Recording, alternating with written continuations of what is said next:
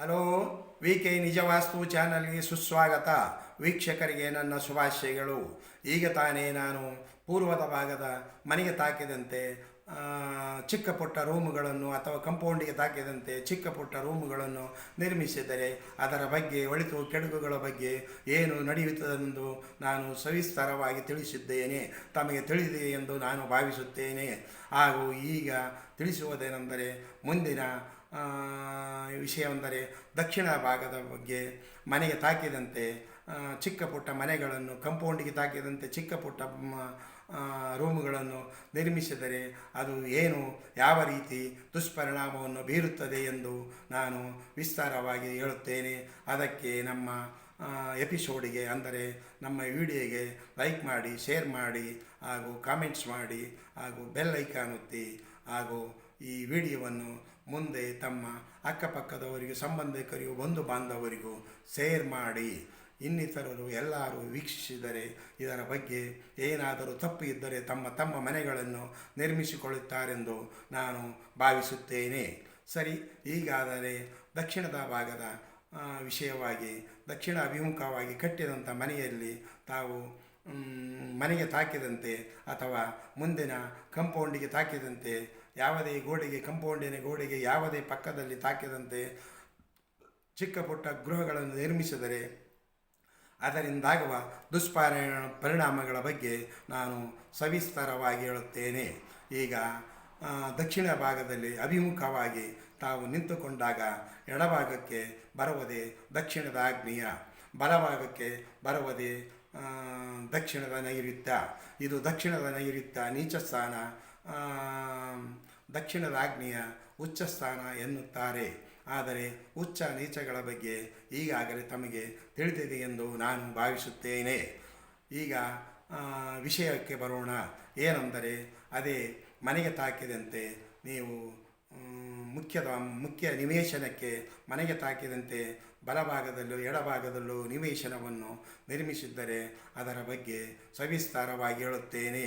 ಈಗ ಉದಾಹರಣೆಗೆ, ನೀವು ದಕ್ಷಿಣ ಅಭಿಮುಖವಾಗಿ ನಿಂತುಕೊಂಡಾಗ ಎಡಭಾಗಕ್ಕೆ ಬರುವುದೇ ದಕ್ಷಿಣದ ಆಗ್ನೇಯ ಭಾಗ.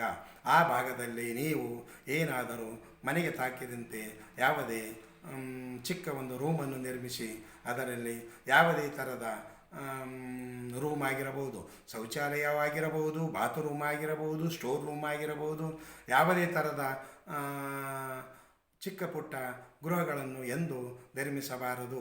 ಆ ಮನೆಗೆ ತಾಕಿದಂತೆ ಆದರೆ ಅದರಿಂದ ಆಗುವ ದುಷ್ಪರಿಣಾಮ ಭಾಳ ಕೆಟ್ಟದ್ದು. ಅದು ದಕ್ಷಿಣದ ಆಗ್ನೇಯ ಅಂದರೆ ಒಳ್ಳೆಯ ಶುಭವಾದ ದಿಕ್ಕು. ಅದಕ್ಕೆ ದಕ್ಷಿಣದ ಆಗ್ನೇಯ ಮೂಡವೆನ್ನುತ್ತಾರೆ. ವಿಶೇಷವಾಗಿ ಕಳೆದ ಸಂಚಿಕೆಯಲ್ಲಿ ಮೂಡ ಎಂಬ ವಿಷಯವನ್ನು ನಾನು ಹೇಳಿದ್ದಿಲ್ಲ. ಆದರೆ ಈಗ ವಿಷಯವಾಗಿ ಹೇಳಬೇಕೆಂದರೆ ಅದು ದಕ್ಷಿಣ ಆಗ್ನೇಯದ ಮೂಡವೆನ್ನುತ್ತಾರೆ. ಅದಕ್ಕೆ ತಾವು ಮನೆಗೆ ತಾಕಿದಂತಾಗಲಿ, ಕಂಪೌಂಡಿಗೆ ತಾಕಿದಂತಾಗಲಿ, ಪೂರ್ವ ಕಂಪೌಂಡ್ ಆಗಿರಬಹುದು, ದಕ್ಷಿಣದ ಕಂಪೌಂಡ್ ಗೋಡೆ ಆಗಿರಬಹುದು, ಇವು ಯಾವುದಕ್ಕೂ ತಾಕಬಾರದು. ಹಾಗೂ ಮನೆಗೂ ತಾಕಬಾರದು.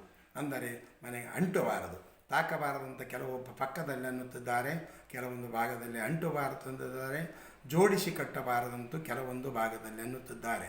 ಇದು ಅವರವರ ಭಾಗಕ್ಕೆ, ಇದು ಕನ್ನಡದ ಭಾಷೆಯಲ್ಲಿ ಹೇಳುತ್ತಿದ್ದೇನೆ. ಕೆಲವೊಂದು ಭಾಗದಲ್ಲಿ ಒಂದೊಂದು ರೀತಿಯನ್ನು ಮಾತನಾಡುವುದು ಉಂಟು.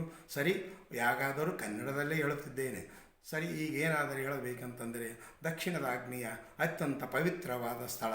ಈ ಪವಿತ್ರವಾದ ಸ್ಥಳದಲ್ಲಿ ತಾವು ಯಾವುದೇ ನೀಚದ ಅಂದರೆ ಶೌಚಾಲಯ ಅಂದರೆ ಅದು ಬಹಳ ನೀಚ ಸ್ಥಾನವಾಗುತ್ತದೆ, ನೀಚದ ಉದ್ದಾಗುತ್ತದೆ. ಡ್ರೈನೇಜು, ಕೊಳಚೆ ಅಂತ ಎನ್ನುತ್ತಿದ್ದಾರೆ. ಈ ಅತ್ಯಂತ ಒಳ್ಳೆಯ ಸ್ಥಳದಲ್ಲಿ ನೀವು ಕೊಳಚೆಯನ್ನು ಮಾಡಿದ್ದಾದರೆ ಅಂದ ಡ್ರೈನೇಜು ಅಂತ ಇದ್ದಾರಲ್ಲ, ಪದೇ ಪದೇ ಹೇಳುವುದಕ್ಕೆ ಬೇಕಾಗಿಲ್ಲ. ಕೊಳಚೆಯನ್ನು ಮಾಡಿದರೆ ಅದು ನಿಮ್ಮ ಮನೆಯ ಅಭಿವೃದ್ಧಿ ಎಂಬುದು ಅಲ್ಲಿಂದ ಕುಂಠಿತವಾಗುತ್ತದೆ ಎಂದು ಹೇಳುತ್ತೇನೆ. ದಕ್ಷಿಣದ ಆಗ್ನೇಯ ಭಾಗದಲ್ಲಿ ಯಾವುದೇ ಥರದ ರೂಮ್ ಆಗಲಿ, ಏನಾಗಲಿ, ಯಾವುದೇ ಆಗಲಿ ಇರಬಾರದು. ಅಲ್ಲಿ ಪ್ರತಿನಿತ್ಯ ಒಡನಾಟವು ಚೆನ್ನಾಗಿರಬೇಕು.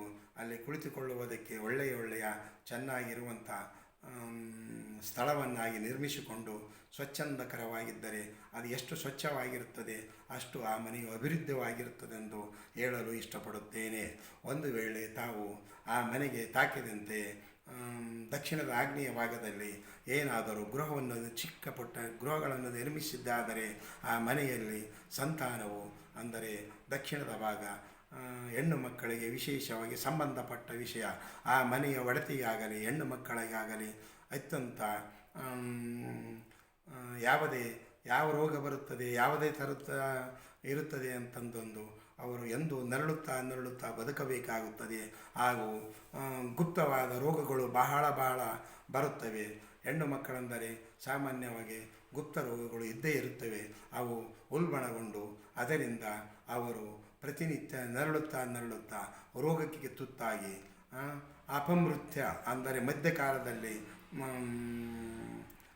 ಮರಣಕ್ಕೀಡಾಗುವುದು ಇವೆಲ್ಲ ಬಹಳ ವಿಶೇಷವಾಗಿ ನಡೆಯುತ್ತವೆ.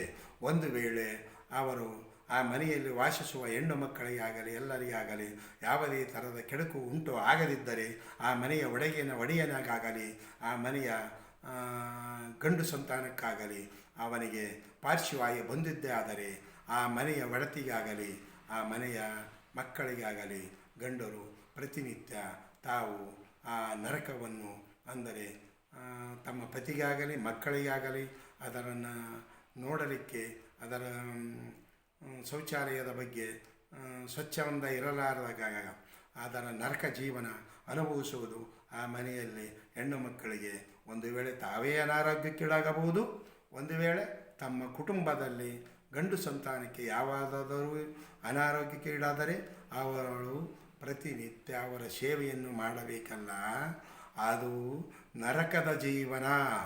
ಭಾಳ ಎಚ್ಚರಿಕೆಯಿಂದ ತಿಳಿದುಕೊಳ್ಳಿ. ಕೇವಲ ಹೆಣ್ಣು ಮಗಳಿಗೆ ಆಗುತ್ತದೆ ಅಂತ ಹೇಳುತ್ತಿದ್ದಾರೆ ನೀವು ಅಂತಂದರೆ, ಒಂದು ವೇಳೆ ಆ ಮನೆಯ ಗಂಡು ಸಂತಾನಕ್ಕೆ ಆದಾಗ ಅದರ ಸೇವೆಯನ್ನು ಮಾಡತಕ್ಕವಳು ಆ ಮನೆಯಲ್ಲಿ ವಾಸಿಸುವ ಮಾತೆ ಆಗಿರಬಹುದು, ಮಕ್ಕಳಾಗಿರಬಹುದು, ತಾಯಂದಿರರಾಗಿರಬಹುದು, ಯಾರಾದರೂ ಅದನ್ನು ಪ್ರತಿನಿತ್ಯ ಸೇವೆ ಮಾಡಬೇಕಂತಂದರೆ, ಒಬ್ಬ ಪಾರ್ಶ್ವವಾಯು ಬಂದಿದ್ದರೆ ಅವನಿಗೆ ಪ್ರತಿನಿತ್ಯ ಸೇವೆ ಮಾಡಬೇಕಂತಂದರೆ ಅವನು ಯಾವ ರೀತಿ ಎಂದರೆ ಅವನು ಪುನಃ ಎದ್ದು ನಿಂತು ನಡೆಯಲಾರದ ಸ್ಥಿತಿಯಲ್ಲೇ ಇರುತ್ತಾನೆ. ಆವಾಗ ಪ್ರತಿ ಒಂದು ವಿಷಯಕ್ಕೂ ಆ ಮನೆಯ ಹೆಣ್ಣು ಮಕ್ಕಳ ಸೇವೆ ಬೇಕಾಗುತ್ತದೆ. ಆವಾಗ ಆ ಹೆಣ್ಣು ಮಕ್ಕಳು ಪ್ರತಿನಿತ್ಯ ನರಕವನ್ನು ಅನುಭವಿಸುವುದು ತಾವು ಸ್ವಂತ ಅಲ್ಲದಿದ್ದರೂ ತಮ್ಮ ಮಕ್ಕಳಿಗೆ ಪ್ರತಿನಿತ್ಯ ಸೇವೆ ಮಾಡುವುದೇ ಒಂದು ನರಕವಾಗಿ ಬಿಡುತ್ತದೆ. ಯಾಕೆಂದರೆ ಸೇವೆ ಅಂದರೆ ಒಳ್ಳೆಯ ರೀತಿಯಿಂದ ಸೇವೆ ಆದರೆ ಅದು ಬೇರೆ, ಈ ರೀತಿಯಿಂದ ಸೇವೆ ಆಗಿದ್ದಾದರೆ ಆ ನರಕವೇ ಬೇರೆ.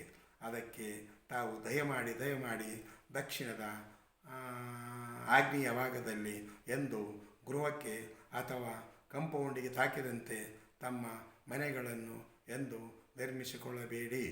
ಕಂಪೌಂಡಿನ ಪಕ್ಕದಲ್ಲಿ ಕೆಟ್ಟಿದ್ದರೆ 1 ಫೀಟು ಅಥವಾ 2 ಫೀಟು ಅಂತರದಿಂದ ಬಿಟ್ಟು ನಿಮ್ಮ ಶೌಚಾಲಯ ಆಗಲಿ ಬೇರೆ ಯಾವುದೇ ಆಗಲಿ ರೂಮುಗಳನ್ನು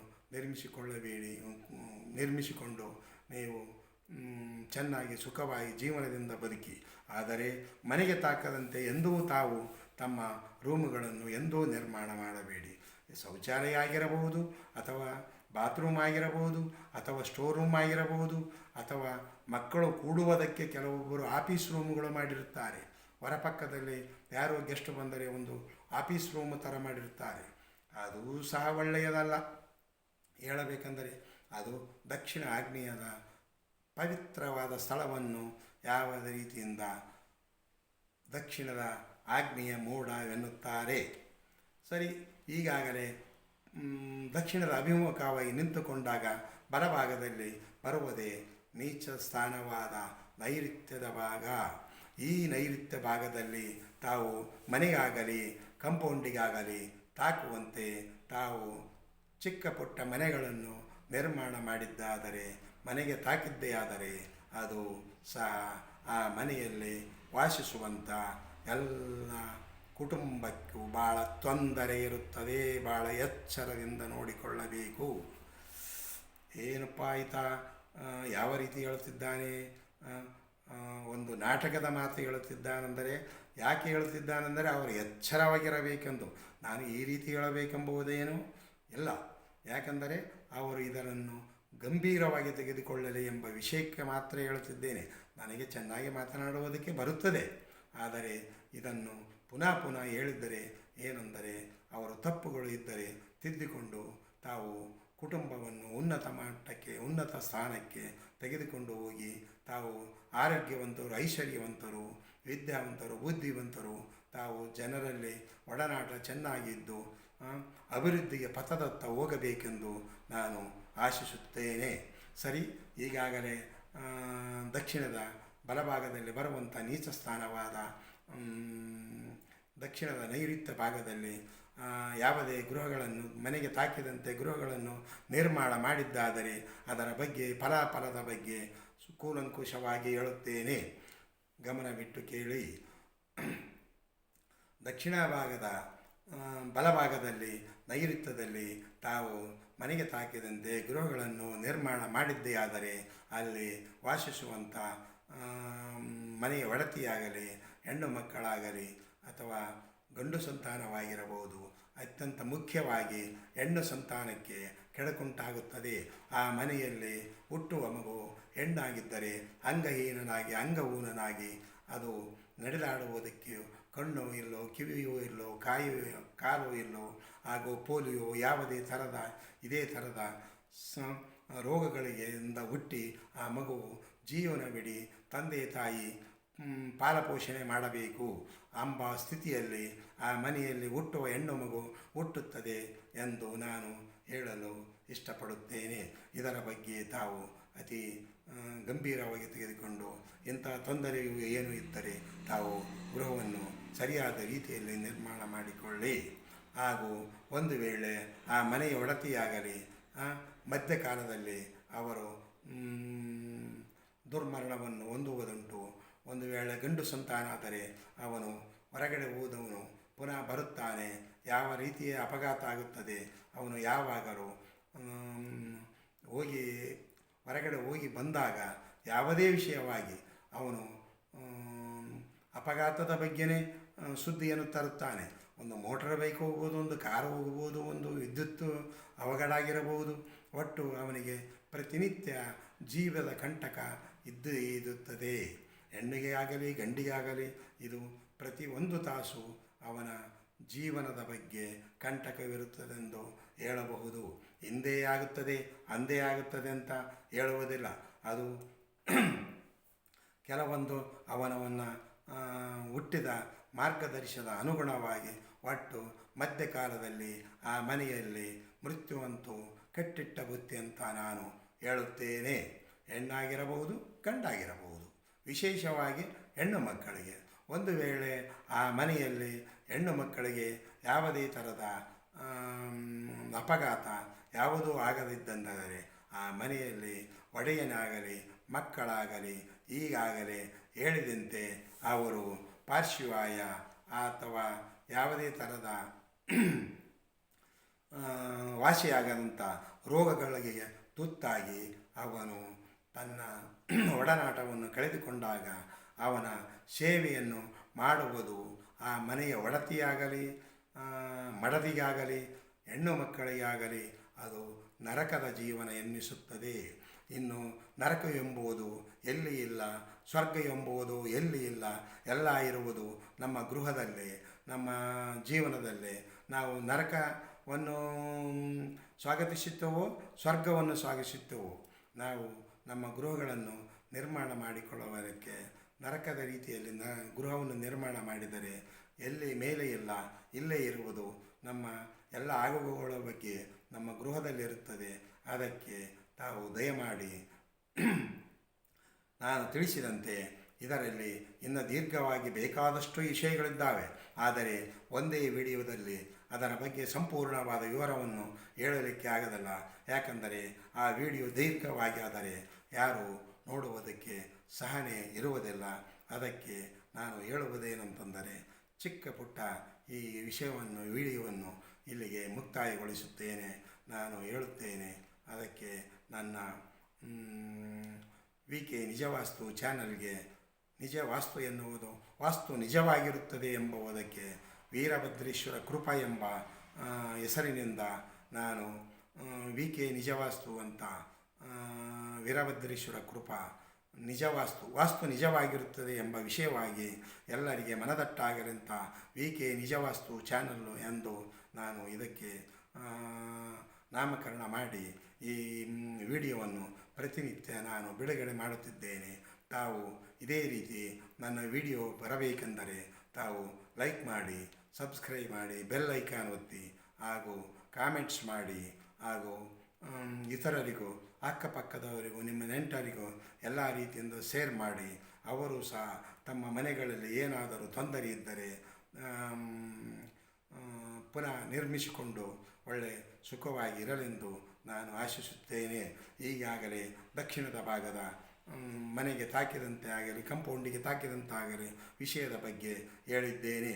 ಆದರೆ 26ನೇ ಎಪಿಸೋಡಿನಲ್ಲಿ ನಾನು ಪಶ್ಚಿಮದ ಭಾಗದ ಮನೆಗೆ, ಕಂಪೌಂಡಿಗೆ ಅಥವಾ ಮನೆಯ ಮುಖ್ಯ ನಿವೇಶನಕ್ಕೆ ತಾಕಿದಂತೆ, ಅಂದರೆ ತಟ್ಟಿದಂತೆ, ಅಂಟಿದಂತೆ ಕೆಲವು ಭಾಗದಲ್ಲಿ ಹೇಳುತ್ತಿದ್ದಾರೆ. ಇದರ ವಿಷಯವಾಗಿ ವಿಸ್ತಾರವಾಗಿ ಹೇಳುತ್ತೇನೆ, ತಾವು ಕೇಳಿಕೊಳ್ಳಿ.